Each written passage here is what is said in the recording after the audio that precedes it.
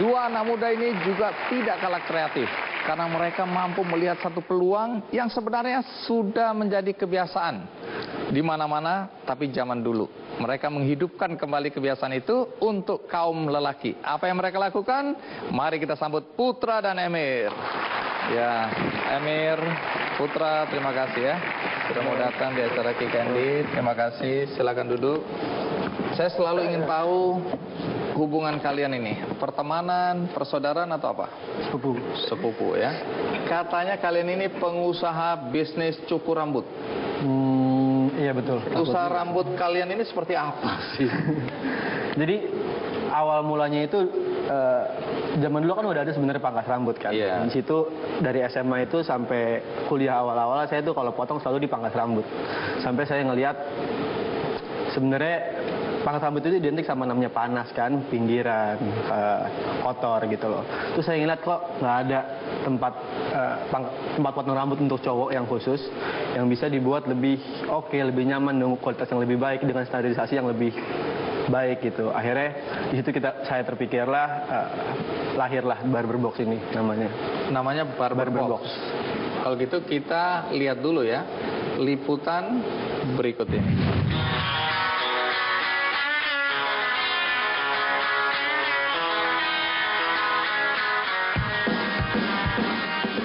Potongan rambut yang rapi dan trendy bukan hanya monopoli kaum Hawa saja. Seiring perkembangan zaman, kaum Adam juga mulai memperhatikan penampilan mereka mengikuti gaya hidup masa kini. Melihat peluang bisnis yang menjanjikan ini, Triputra Salman Salim yang akrab disapa Putra dan Muhammad Emiranza yang biasa disapa Emir kemudian merintis usaha jasa cukur rambut dengan konsep unik dan kreatif. Barber Box dengan tagline When a Man Turns into Gentleman.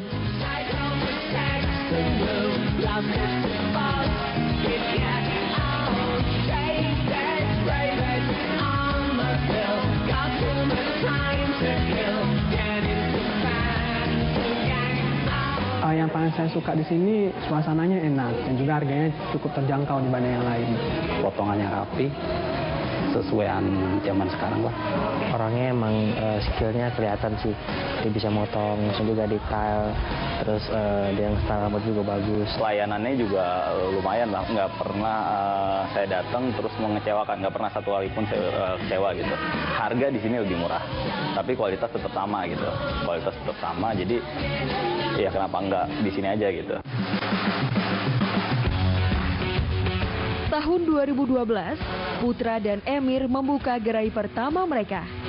Dengan melakukan promosi yang unik melalui media sosial, tahun 2012, Putra dan Emir membuka gerai pertama mereka. Dengan melakukan promosi yang unik melalui media sosial, cara yang mereka tempuh cukup jitu. Terbukti dalam waktu 3 tahun bisnis mereka berkembang pesat.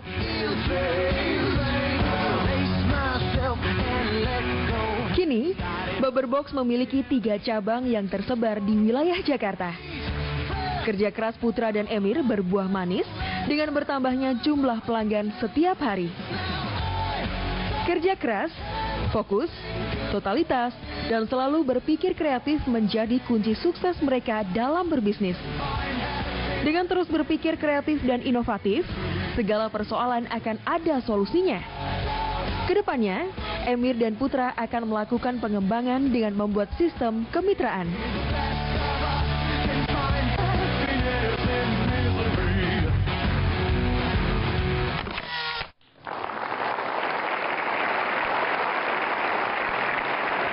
Persisnya kapan ide ini muncul? Bahwa pangkas rambut ini bisa dibikin modern, nyaman, menyenangkan?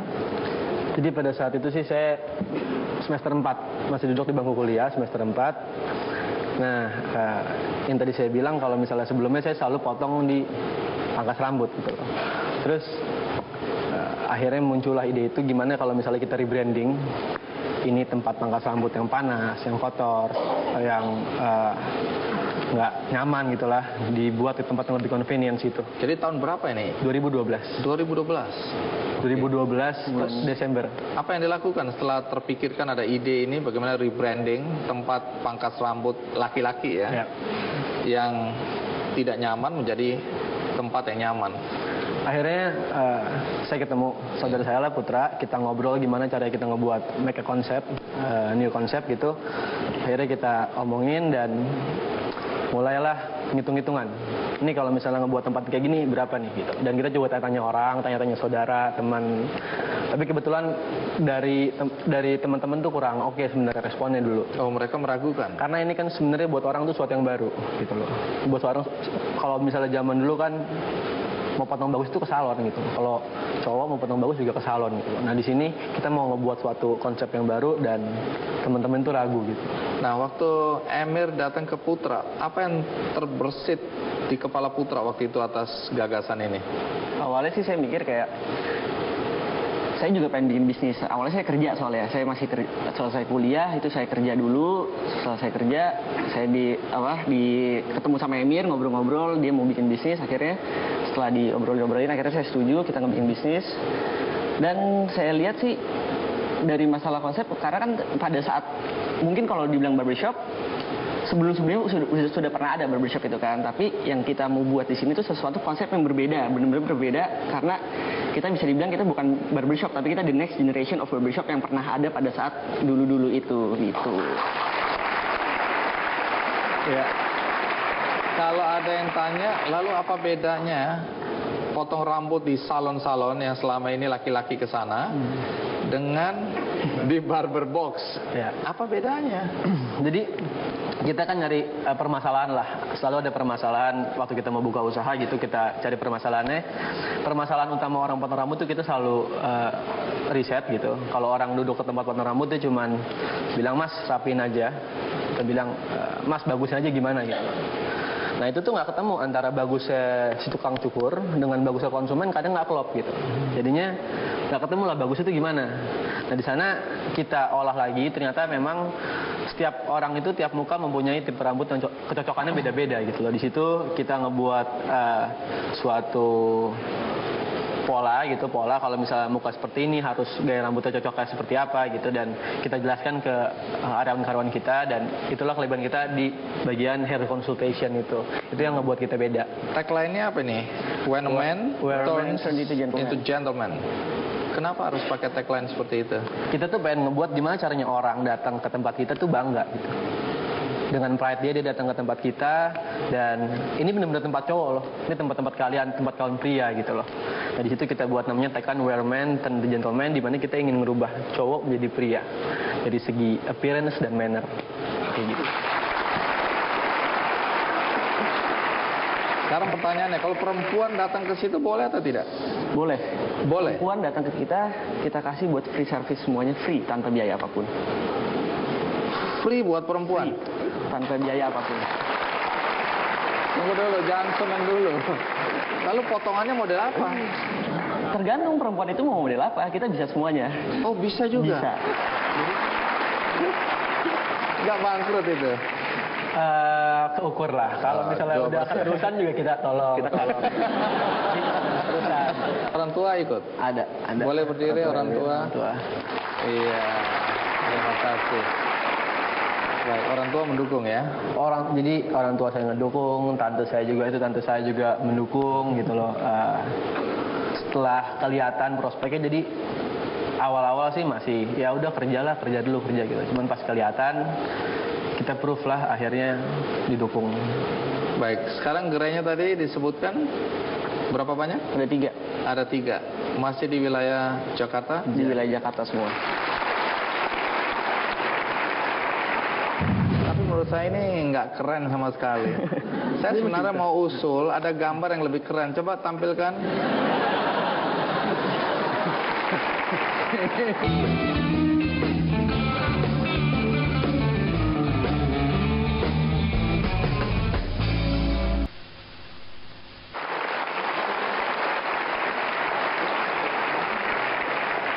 Saat ini di atas panggung sudah ada kursi dan perlengkapan potong rambut serta capsternya Mas Roni ya.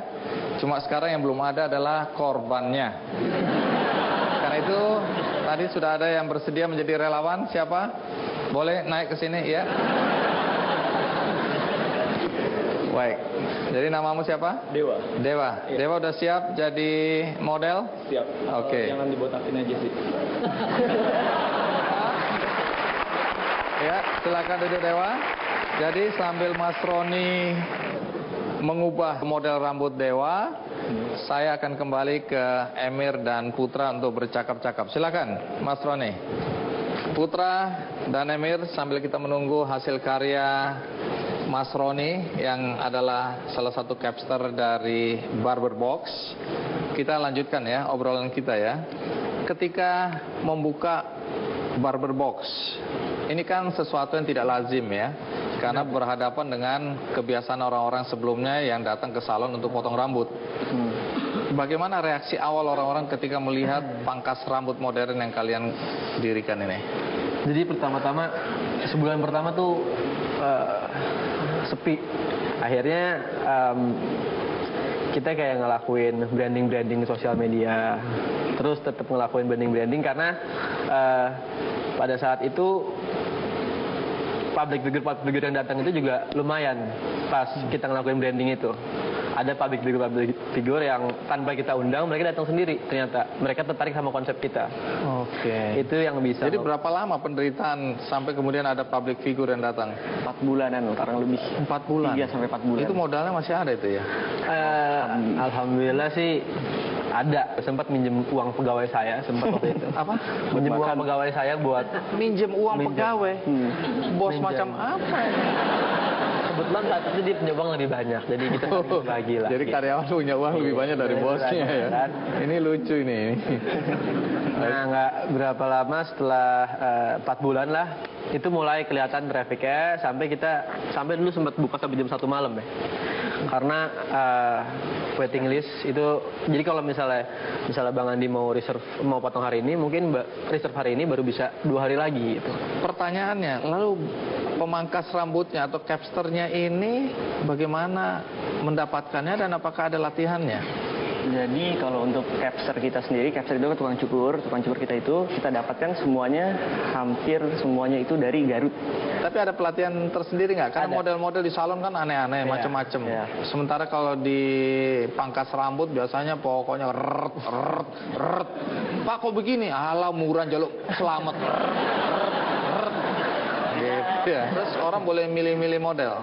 Boleh juga milih-milih model, bisa kita sediakan juga, tapi kita lebih menyarankan karena kita ada namanya service hair consultation.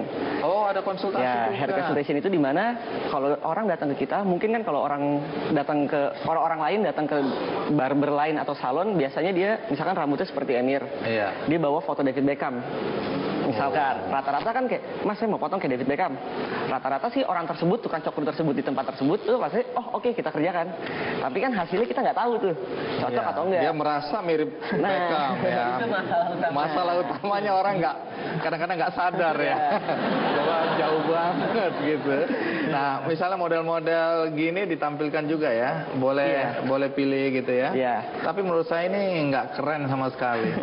Saya sebenarnya mau usul ada gambar yang lebih keren. Coba tampilkan.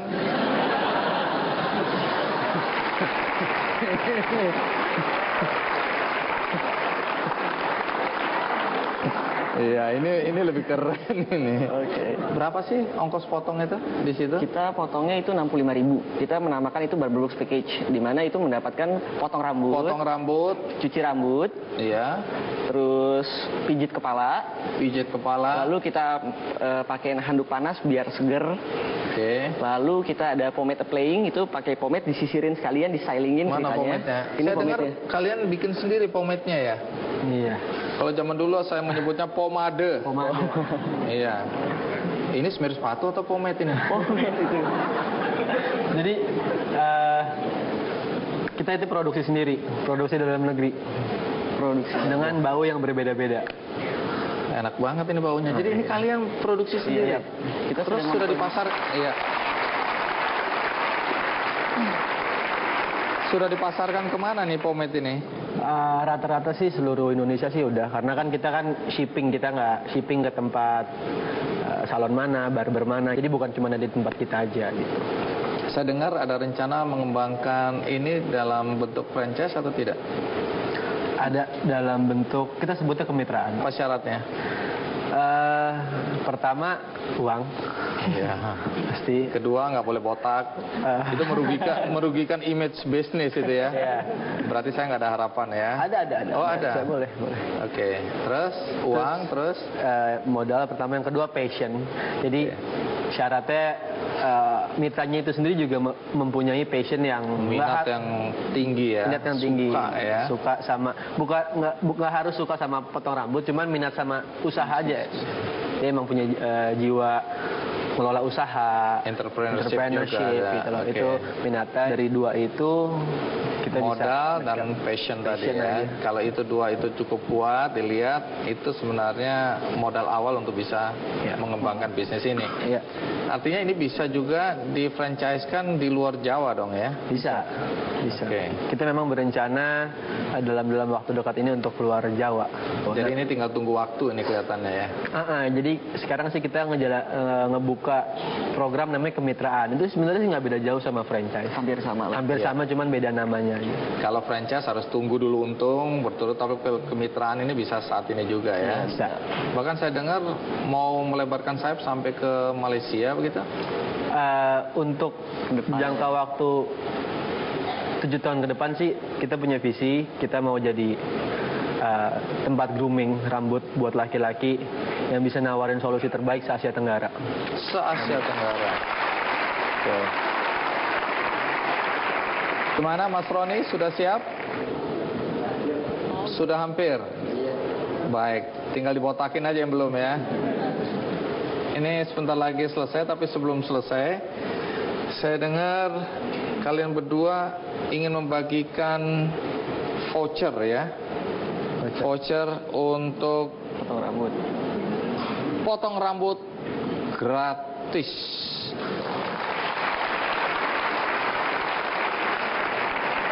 Tapi untuk sementara dibagikan kepada 30 orang yang sudah dikasih tanda cop. Boleh angkat tangan? Iya. Oke, jadi ini bisa dipakai di mana saja? Bisa dipakai Di 3 cabang kita. Di 3 cabang. Adanya di mana? Pertama itu kita ada di Senopati, kedua kita ada di Kelapa Gading, ketiga kita yang paling baru, kita baru buka, itu kita ada di Hanglekir Senayan. Oke, jadi dengan voucher ini tidak perlu bayar. Tidak perlu bayar, langsung dapat. Mari kita lihat hasil karya Mas Roni dari Barber Box. Coba kita sekarang lihat before and afternya. Baik, kita lihat sebelum dan sesudah. Iya, keren. Terima kasih. Berikutnya Anda jangan kemana-mana karena akan tampil satu show yang menarik, yaitu melukis dengan cara yang tidak biasa. Siapa pelukisnya dan apa yang dilakukannya? Saya akan segera kembali.